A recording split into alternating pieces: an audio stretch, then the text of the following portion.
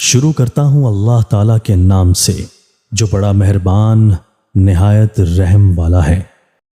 حضرت ابو ذر رضی اللہ تعالیٰ عنہ کہتے ہیں کہ رسول اللہ صلی اللہ علیہ وآلہ وسلم نے فرمایا، بے شک میں وہ چیز دیکھ رہا ہوں جو تم نہیں دیکھتے، اور سن رہا ہوں جو تم نہیں سنتے۔ بے شک آسمان چرچرا رہا ہے، اور اس کو حق ہے کہ وہ چرچرائے۔ اس میں 4 انگل کی بھی کوئی جگہ نہیں ہے، مگر کوئی نہ کوئی فرشتہ اپنی پیشانی اللہ کے حضور سجدے میں رکھے ہوئے ہے۔ اللہ کی قسم، اگر تم وہ جانتے جو میں جانتا ہوں تو تم ہنستے کم اور روتے زیادہ، اور تم بستروں پر اپنی عورتوں سے لطف اندوز نہ ہوتے، اور تم میدانوں کی طرف نکل جاتے۔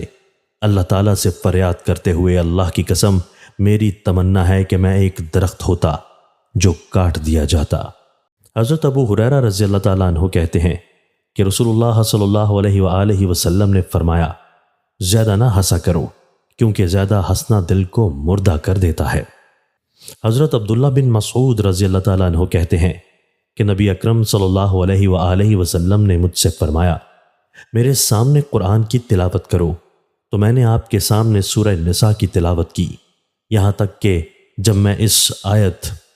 ترجمہ تو اس وقت کیا حال ہوگا جب ہم ہر امت میں سے ایک گواہ لائیں گے، اور پھر ہم تم کو ان لوگوں پر گواہ بنا کر لائیں گے، پر پہنچا تو میں نے آپ صلی اللہ علیہ وآلہ وسلم کی طرف دیکھا، آپ کی آنکھوں سے آنسو بہہ رہے تھے۔ وضاحت: اپنی امت کے برے اعمال کا خیال کر کے اور اس پر کہ مجھے اس پر گواہی دینی پڑے گی، اے مسلمانوں، رسول اکرم صلی اللہ علیہ وآلہ وسلم سے شرم کرو، اور کوشش کرو کہ رسول اکرم صلی اللہ علیہ وآلہ وسلم تمہارے نیک اعمال کے گواہ ہوں، اور برے اعمال کر کے اپنے آپ کو رنج مت دو، اور ضد نفسانیت اور ہٹ دھرمی کو چھوڑ دو۔ جو طریقہ حق ہے یعنی اتباع قرآن اور حدیث، اس کو اختیار کرو، تمہارے نبی تم سے راضی رہیں گے۔ حضرت انس رضی اللہ تعالیٰ عنہ کہتے ہیں کہ رسول اللہ صلی اللہ علیہ وآلہ وسلم نے فرمایا، بے حیائی جس چیز میں بھی ہو اس کو عیب دار بنا دے گی، اور حیا جس چیز میں ہو اس کو خوبصورت بنا دے گی۔